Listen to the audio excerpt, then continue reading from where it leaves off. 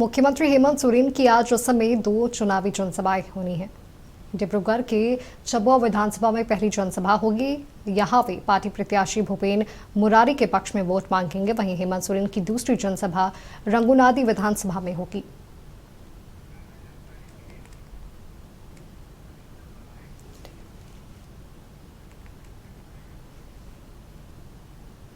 अब आपको सीधा लिए चलते हैं असम, जो हमारे वरीय सहयोगी नवीन शर्मा हमारे साथ लाइव जुड़े हुए हैं।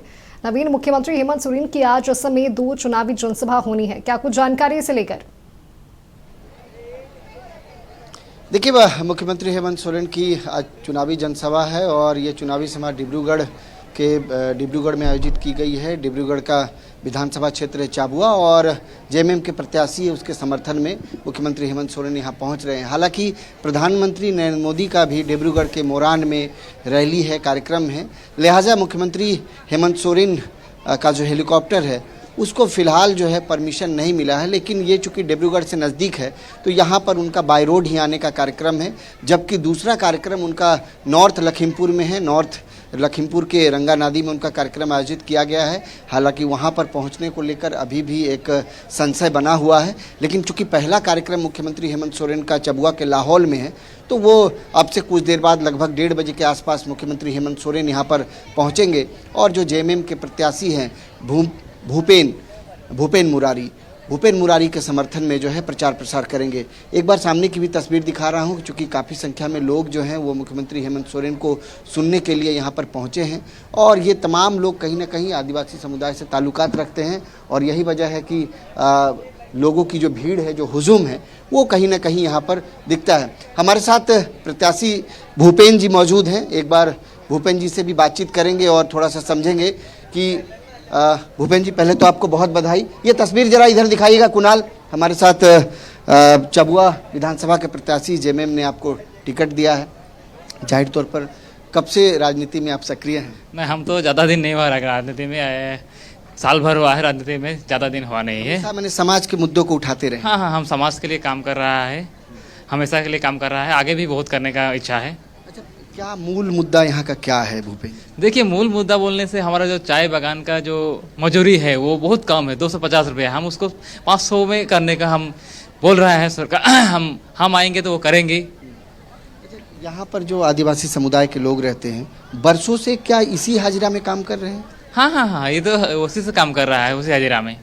आप तो स्टूडेंट भी रहे हैं, स्टूडेंट जब होंगे उस समय भी आप लोगों ने आंदोलन किया होगा। एक चीज़ बताइए, क्या सरकारें इसके पहले कांग्रेस लंबे समय तक यहाँ पर शासन की, अब बीजेपी 10 साल से शासन कर रही है, क्या इन दोनों सरकारों में कुछ नहीं हुआ यहाँ के चाय बगाने के मजदूरों के? कुछ नहीं किया है अभी तक। जो घर जो है चाय मजदूर का जो घर है वो देखने से तो अगर भूकंप आए तो सब तोड़ जाएगा, ऐसा स्थिति में है। रहने का लायक नहीं सब घर है, बहुत खराब में है लोग, बहुत दुख में है। एक मुद्दा और है यहाँ पे कि ट्राइबल को उनका पहचान नहीं है, एसटी का दर्जा नहीं।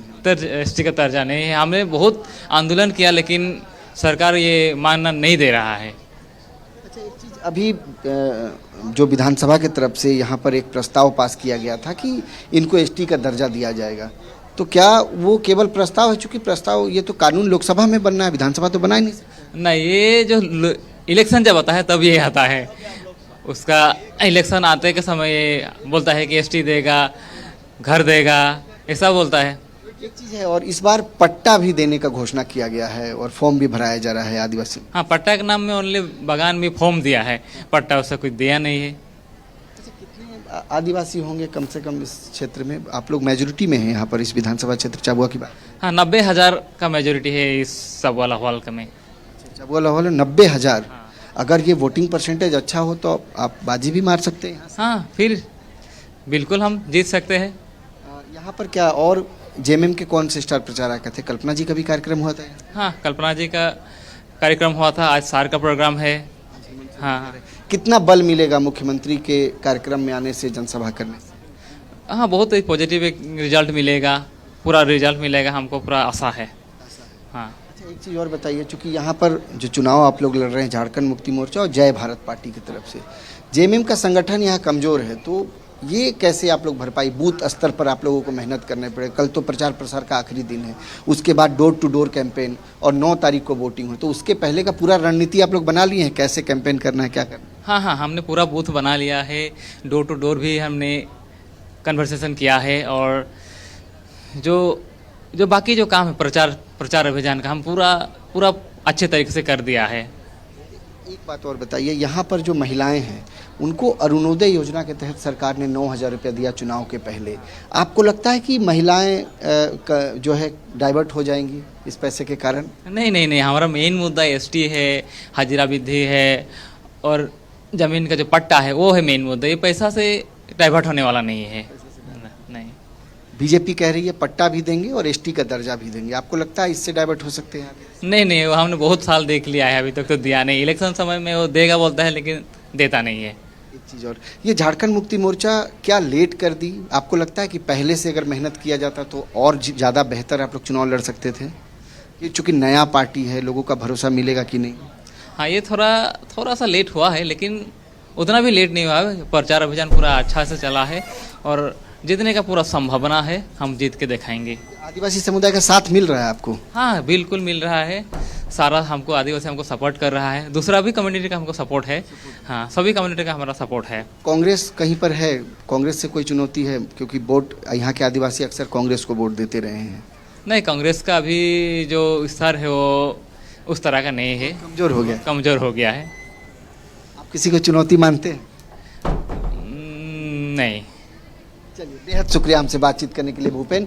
तो हमारे साथ भूपेन मौजूद थे और चाबुआ विधानसभा से जेएमएम के प्रत्याशी हैं, और निश्चित तौर पे मुख्यमंत्री हेमंत सोरेन अब से कुछ देर में यहाँ पर पहुँचेंगे और जेएमएम प्रत्याशी जो भूपेन हैं उनके समर्थन में प्रचार करेंगे। और भूपेन जिस तरीके से बता रहे थे जिन मुद्दों को लेकर वो चुनावी मैदान में हैं, जाहिर तौर पर उनको इस बात का उम्मीद है कि यहाँ के जनजाति समुदाय के अलावा अन्य समुदायों का भी साथ उनको मिलेगा। वो हमेशा सामाजिक मुद्दों को उठाते रहे। तो निश्चित तौर पे मंच सज चुका है। अब से कुछ देर बाद बाय रोड मुख्यमंत्री हेमंत सोरेन यहाँ लगभग 1:30 बजे के आसपास पहुँचेंगे और इस जनसभा को संबोधित करेंगे। काफ़ी संख्या में लोग पहुँच चुके हैं, मुख्यमंत्री का इंतजार हो रहा है, और लगभग 1:30 बजे के आसपास जब मुख्यमंत्री यहाँ पहुँचेंगे तो जाहिर तौर पर लोगों को संबोधित करेंगे। चूँकि ये आखिरी जनसभा है, इसके बाद चूँकि उनके हेलीकॉप्टर को परमिशन मिलेगा तो ही वो अगले कार्यक्रम जो नॉर्थ लखीमपुर में है, रंगो नदी में, वहाँ जाएंगे। अन्यथा ये इसी कार्यक्रम को आखिरी माना जाएगा, क्योंकि कल 7 तारीख है। कल किसी भी तरीके का जनसभा